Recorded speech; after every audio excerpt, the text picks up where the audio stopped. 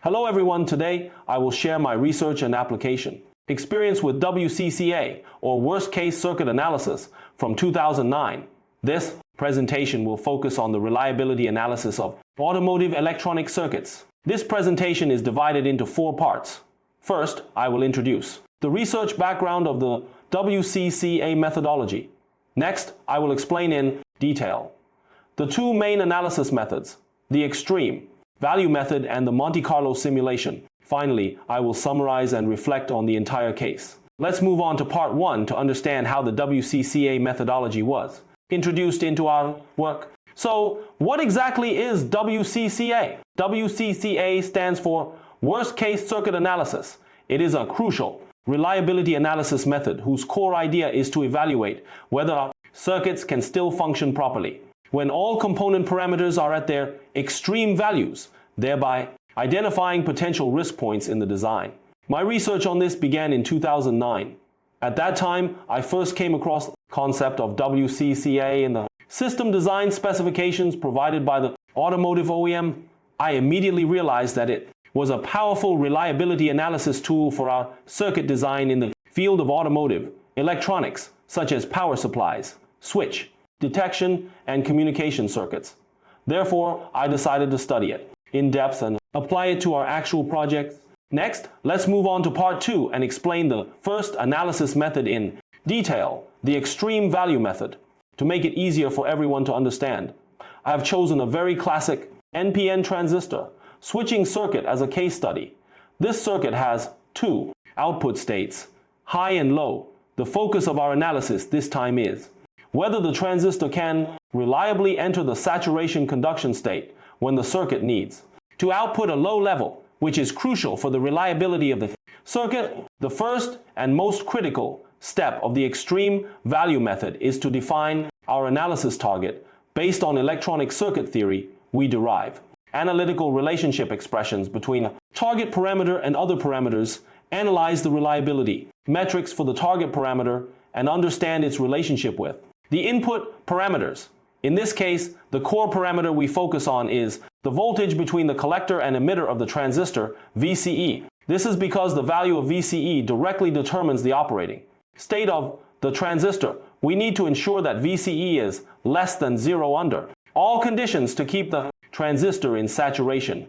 From the properties of the transistor, it is straightforward to derive the relationship expression for VCE in terms of parameters such as resistors R1, R2, R3, the input voltage, and the B junction forward voltage. The second step is to list out all parameters that may affect VCE and determine their variation ranges based on component data sheets or design specifications. For example, the input voltage VIN varies between 8 and 16 volts. Each resistor has a tolerance of 10, and the transistor's current gain, beta, also has a wide range.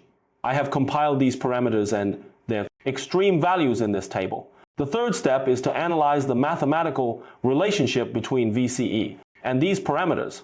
Using circuit formulas, we can derive how VCE changes with each parameter, which is their monotonic relationship. This graph clearly shows whether VCE increases or decreases as a particular parameter increases. This step is key to finding the worst case. The final step is calculation. Based on the analysis from the previous step, we know whether to take the maximum or minimum value for each parameter to maximize VCE. Substituting these extreme values into the formula, we obtain a maximum VCE value of minus 352 millivolts. This value is still less than 0, which proves that our circuit design ensures the transistor reliably saturates even under the worst case scenario, meaning the design meets the requirements. Okay, that concludes the introduction to the extreme value method. Next, let's move on to part 3 to look at another more powerful analysis method, Monte Carlo simulation. Monte Carlo simulation differs in its approach from the extreme value method. Instead of just looking at the worst case, it simulates thousands of times how the circuit performs under different parameter combinations through random sampling. It then performs statistical analysis on these results to ultimately obtain a probability distribution map of the circuit's performance. This way, we can know the probability that the circuit's performance meets the requirements, rather than just whether it meets them or not. The steps of Monte Carlo simulation can be divided into 8 parts. The first 2 steps are the same as the extreme value method, defining the target parameter and the ranges of related parameters. The crucial third step is random sampling instead of using fixed. Extreme values. We allow each parameter to vary randomly within its own range to simulate the natural variations in component parameters during real production. The next 3 steps are calculation, iteration, and statistical analysis. We substitute each randomly selected parameter combination into the formula to calculate a VCE value. We then repeat this process thousands or tens of thousands of times to obtain a large data set of VCE results. Finally, we perform statistical analysis on this data set to calculate the mean and a standard deviation, which will help us describe the distribution of the results. The final 2 steps are to determine the range and judge the results. We typically use the mean plus or minus 3 standard deviations to represent the variation range of the results, which covers almost all possible scenarios. We then check if the maximum value of this range is still less than 0. If it is, it means our circuit design is highly reliable from a statistical perspective.